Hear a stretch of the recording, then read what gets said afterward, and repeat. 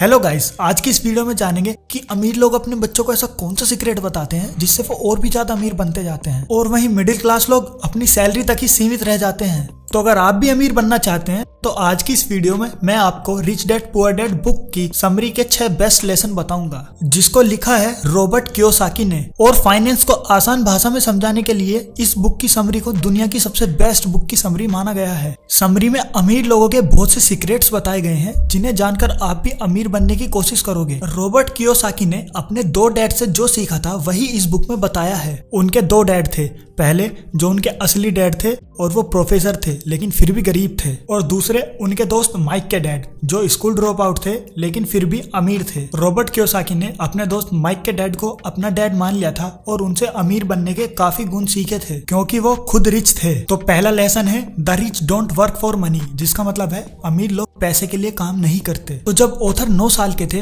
तो उन्होंने अपने दोस्त माइक के डैड, जिन्हें वो अपना खुद का डैड मान चुके थे, उनसे पूछा कि रिच कैसे बना जाता है। तो रिच डैड ने उन्हें कुछ बताने के बदले में अपने स्टोर पर काम पर लगा दिया और उन्हें हर हफ्ते के 20 रुपए देते थे। कुछ ही हफ्तों में रॉबर्ट काम छोड़कर जाने लगे क्योंकि उन्हें इतनी ज्यादा मेहनत करनी पड़ रही थी, वो भी इतने कम पैसों के लिए। तभी रिच डैड ने उन्हें पहला लेसन दिया कि अमीर लोग पैसों के लिए काम नहीं करते। वो चाहते थे कि रॉबर्ट जॉब की असलियत जान ले और अपना खुद का एक इनकम सोर्स ढूंढे, क्योंकि ज्यादातर जॉब्स ऐसी ही होती हैं कि 9 से 5 काम करो और थोड़ी सी सैलरी ले लो। इससे रॉबर्ट को पहला इंप्रेशन मिला, उसे पता चला कि जॉब में कितना काम करना पड़ता है और कितनी कम सैलरी दी जाती है। और फिर रॉबर्ट के दिमाग में बिजनेस का आइडिया आया। उसे याद आया कि स्टोर की सफाई करते हुए स्टोर में माइक की कुछ पुरानी कॉमिक्स की किताबें पड़ी हुई थी। उसने माइक के साथ मिलकर उन बुक को रेंट पर देने का प्लान बनाया। इस काम को मैनेज करने के लिए माइक की बहन को जॉब पर रख लिया गया। उनका बिजनेस अच्छा चल निकला। इस तरह रॉबर्ट ने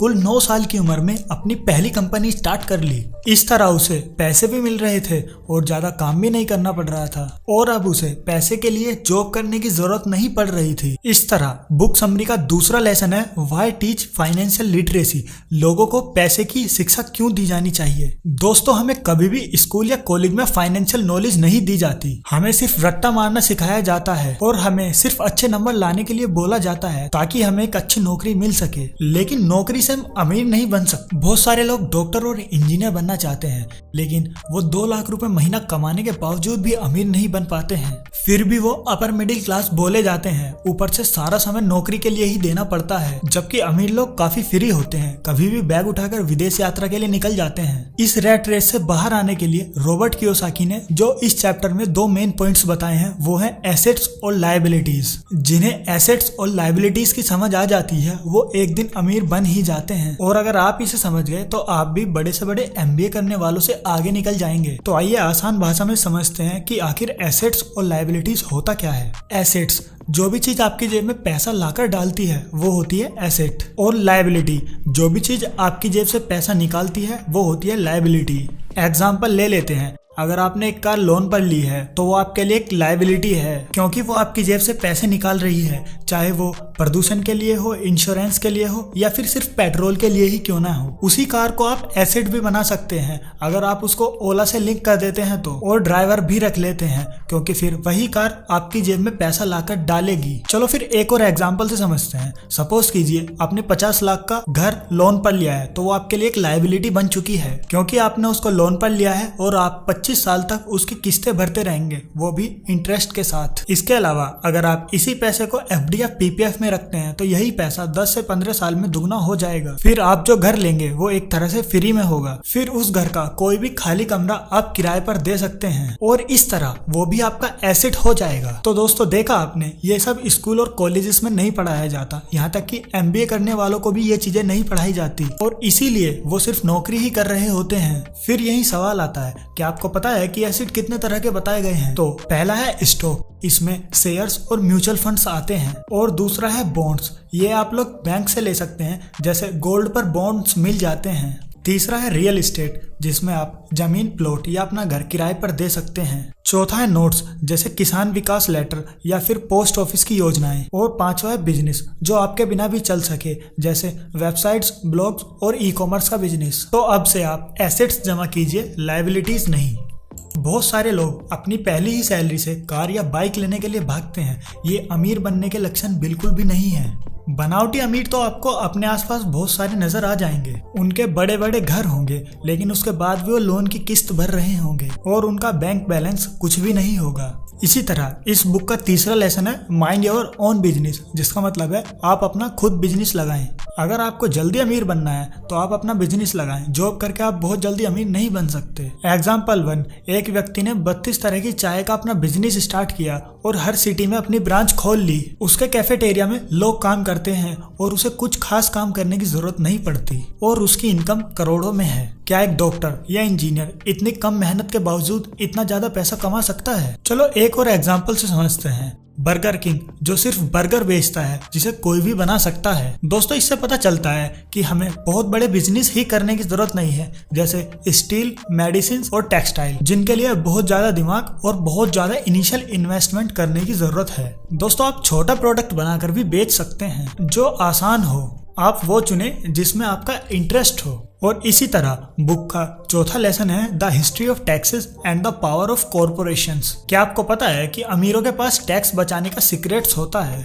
वो कॉर्पोरेशन या कंपनी बना लेते हैं और सरकार कंपनी को बहुत सारी रियायतें देती हैं। मान लीजिए किसी को कार लेनी है तो वह उसे अपने नाम पर नहीं बल्कि कंपनी के नाम पर लेगा। इससे उसका टैक्स नहीं लगेगा और वो घर भी कंपनी के नाम पर ही लेगा। इसी तरह अमीरों के पास बहुत सारे तरीके होते हैं टैक्स बचाने के। और फंसता कौन है? Middle class family. करते रहो मेहनत और भरते रहो टैक्स। लोन की कहानी भी सबको पता होती है। कंपनी के नाम पर लोन लेते हैं और फिर इधर उधर कर देते हैं। फर्जी कंपनी भी बना लेते हैं और जब लोन भरने की बारी आती है तो कंपनी को बैंकरप्ट कर देते हैं, क्योंकि यही कानून के लुटेरे हैं। अगर कंपनी बैंकरप्ट हो जाती है तो इसमें आपकी कोई भी गलती नहीं मानी जाती। लेकिन अगर मिडिल क्लास का कोई भी आदमी लोन लेता है तो उसे एक एक पाई चुकानी पड़ती है और अगर नहीं चुकाएंगे तो सजा दी जाती है। इसी तरह बुक का पांचवा लेसन है द रिच इन्वेंट मनी, जिसका मतलब है अमीर लोग पैसे का आविष्कार करते हैं। इस चैप्टर में रॉबर्ट कियोसाकी ने अमीरों का सीक्रेट बताया है कि कैसे अमीर लोग पैसे का आविष्कार करते रहते हैं, जिसका सीधा सा मतलब है पैसे से पैसा बनाते रहते हैं। तो चलिए आपको इसको एक एग्जाम्पल की मदद से समझाते हैं। एक बहुत पुरानी सी बिल्डिंग थी जिसे उसका मालिक बेचना चाहता था, लेकिन बिक नहीं रही थी क्योंकि उसके आसपास बहुत सारा कचरा था और बिल्डिंग का प्लास्टर भी उतर रहा था। उस अमीर इंसान ने उस बिल्डिंग को बहुत ही सस्ते दाम में खरीद ली। उसके बाद उसका रिनोवेशन किया, वहां के आसपास का कचरा साफ करवाया, वहां गार्डन बनवाकर पेड़ पौधे लगवाए और फिर उसी बिल्डिंग को 5 गुने अच्छे दाम में बेच भी दिया। चलो इसी बात को एक और एग्जाम्पल की मदद से समझते हैं। एक फिल्म स्टार जब अमीर बन गया तो और अमीर बनना चाहा, लेकिन उसे बिजनेस करना नहीं आता था, इसलिए उसने कंसल्टेंसी के कुछ लोगों को हायर किया और पूरे देश की कई सारी सिटीज में जिम स्टार्ट करवा दिया, जिससे वह और भी ज्यादा अमीर होता चला गया। तो दोस्तों, देखा आपने कैसे एक अमीर व्यक्ति और भी ज्यादा अमीर बनता जाता है, जबकि एक मिडिल क्लास आदमी पूरी जिंदगी नौकरी ही करता रहता है। और इसी तरह इस बुक का छठा लेसन और सबसे ज्यादा इंपॉर्टेंट लेसन है work to learn, don't work for money, जिसका सीधा सा मतलब है सीखने के लिए काम करें, पैसे के लिए नहीं। रॉबर्ट कियोसाकी कहते हैं अगर आपको बिजनेस करना है तो पहले किसी उसी तरह के बिजनेस में जाकर जॉब करें और वहां से पैसे की उम्मीद ना रखें, बल्कि पैसे कमाने की जगह ये सीखें कि हर चीज कैसे काम करती है और कैसे की जाती है। बिजनेस चलाने के लिए आपको 3 चीजें जरूर आनी चाहिए, जिसमें पहला है द कैश फ्लो मैनेजमेंट। इसमें पैसे का हिसाब किताब होता है, जैसे इन्वेस्टमेंट कहाँ से लाएं और सैलरी कैसे देते हैं। दूसरा है मैनेजमेंट ऑफ सिस्टम। इसमें अलग अलग डिपार्टमेंट को मैनेज करना होता है और सीखना होता है, जैसे कि प्रोडक्शन, फाइनेंस और मार्केटिंग। तीसरा है पीपल मैनेजमेंट, जिसका मतलब है एम्प्लॉयज से कैसे डील की जाती है। जैसे हर कंपनी ओनर हर स्टाफ से डायरेक्टली बात नहीं करता, इसके लिए हर लेवल पर एम्प्लॉयज होते हैं, जैसे डायरेक्टर, प्रोजेक्ट मैनेजर और सुपरवाइजर। और दोस्तों, आपको ये जानकर हैरानी होगी कि हर MBA करने वाले को ये चीजें नहीं सिखाई जाती, लेकिन 95% लोग दूसरे के लिए काम कर रहे होते हैं, क्योंकि उन्हें सिर्फ थ्योरी पता होती है, प्रैक्टिकल नॉलेज बिल्कुल भी नहीं होती है। इसलिए ऑथर कहते हैं इन सब की प्रैक्टिकल नॉलेज लेने के लिए आपको कहीं पर काम करने की जरूरत है। इससे आपकी प्रैक्टिकल समझ बढ़ेगी। तो दोस्तों ये थी rich dad poor dad book summary के 6 बेस्ट लेसन्स। दोस्तों अगर आपको वीडियो अच्छी लगी हो तो आपको पता है ना क्या करना है, वीडियो को लाइक करके चैनल को सब्सक्राइब कर दे और हाँ बेल आइकन को भी प्रेस कर लें।